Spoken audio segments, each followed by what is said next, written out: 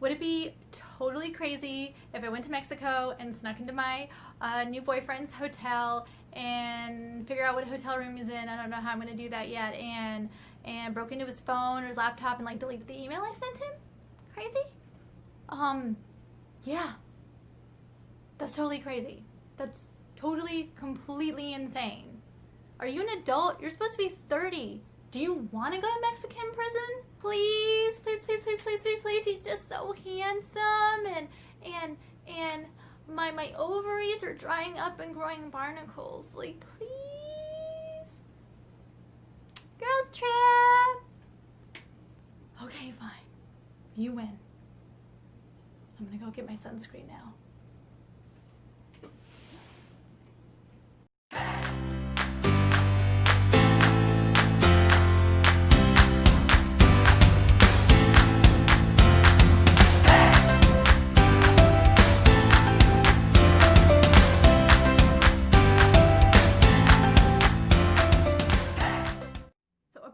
This movie was sitting in pre-production hell since 2009 and was originally supposed to be released by Universal Pictures, and Isla Fisher was supposed to star in it, and it kind of definitely seems like it is dated by over 10 years.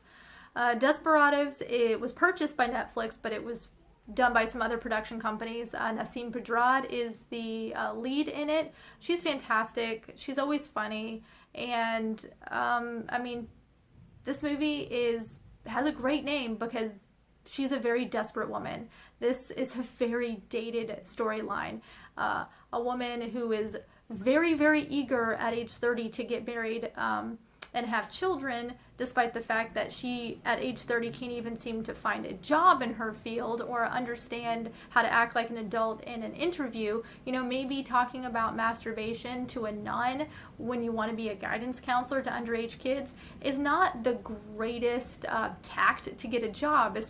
This movie, it's like it had a dated plot line, and so then they try to add like super woke, like feminist jokes, but those two things do not mesh well together at all. Sometimes these kind of madcap storylines can be kind of fun, but this one, it was difficult because I did not like her character at all. She had no filter, but not in an adorable way, in a like, hey, can you an adult and get your act together kind of way. She had gone on apparently like 17 job interviews and hadn't gotten a job. Shocker. She is crazy. She, in a drunken, like, getting upset at this guy who she just slept with, like ghosting her after like 5 days, decides to get drunk with her friends and send like the cruelest email I've seen ever sent in a and they decided, oh no, it turns out I was wrong, I have to go to Mexico and break into his place and steal it, and it's, you know, tries to be this little madcap thing, but then the majority of the jokes that were going on had to do with either like dolphin rape or pedophilia, because, you know, rape and pedophilia and child abuse, that's really funny.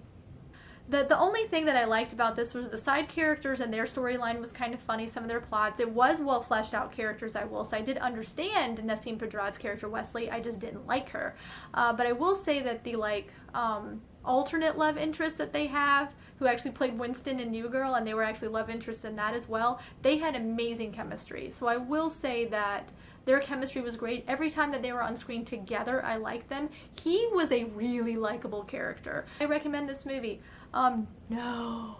I'd rather stab a pen in my eye than ever watch this movie again.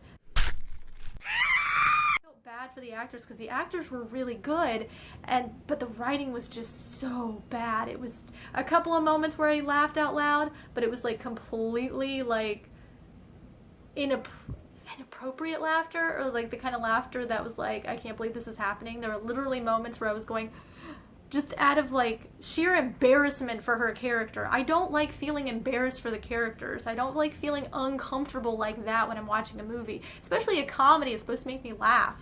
So I would definitely, I'd go for a movie like, if you want to see like a rom-com with travel involved, I'd see something like Under the Tuscan Sun. That's a really sweet movie with travel that has some love in it, that I always find very uplifting. So definitely watch something like that. Completely avoid this. It's really bad. great actors, but they couldn't save bad writing. All right, well, thank you guys so much for watching, and I'll get back to you next week with another review. Bye.